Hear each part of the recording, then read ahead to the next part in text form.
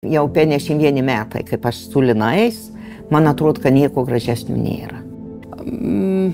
Iš vaikystės turbūt mes lino nesureikšminom, nes jis buvo natūralus dalykas. Aš užaugau, mama dirbo dideliam fabrike, tai mums tai buvo natūralus dalykas.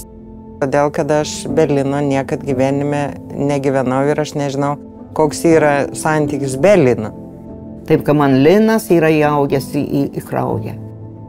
Įsisukimas į tą šeimos verslą, kadangi aš nuo pirmų dienų, tai jis natūraliai šitas buvo ir aš tai priėmiau kaip gyvenimo dalį. Labiausiai linenmi jungia, kad mes visi šeimą žiūrim vieną kryptim. Tu gali pasitikėti, tu žinai, kada kas bebūtų, yra žmonės, kuriem gali paskambinti ir padarys beleką. Turbūt pagrindinis dalykas vienijantis mus visus. Mes norim, kad tas verslas gyvuotų ir vystytųsi ir mes esame atsakingi prieš savo darbuotojus, kad jie visi yra dalis mūsų šeimos. Komandos kūrimas tai turbūt buvo mano svarbiausia užduotis, nes kiekvienas komandos narys, kad ir paprasta kiekvieną dieną jisai ateina iš savo namų. Ir su savo nuotaika, ir su savo problemom, ir tas. Tai turbūt gal tas didžiausias privalumas gavosi, kad susikūrė gera komanda, kad mes kūrėmės nuo labai mažo kolektyvo. Ir mes kūrėmės nuo šeimos narių. Tu tiesiog žinojai natūraliai, kad tu turi padaryti ir turi padaryti gerai. Mes žinom vieną tikslą. Turi būti greitai, kokybiškai ir kitą dieną turi išvažiuoti gaminys.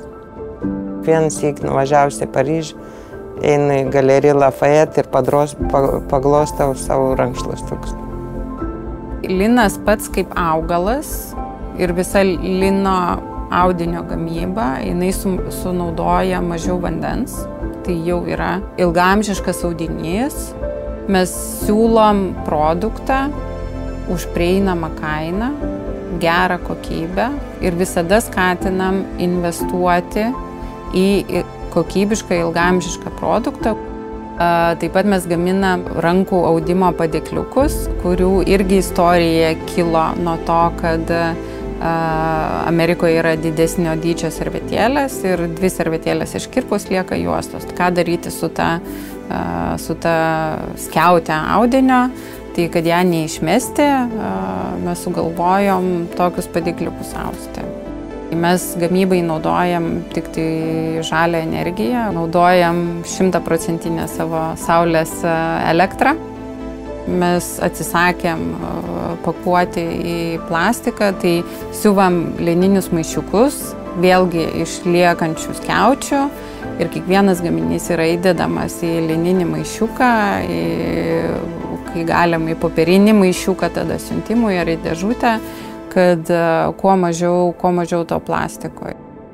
Aš įsakiau, kad aš labai laiminga mama, kai įsijungė mano abi dukros ir anūkai įsijungė, tai aš labai jau, kai pradėjom dabar, labai norėčiau, kad tęstų.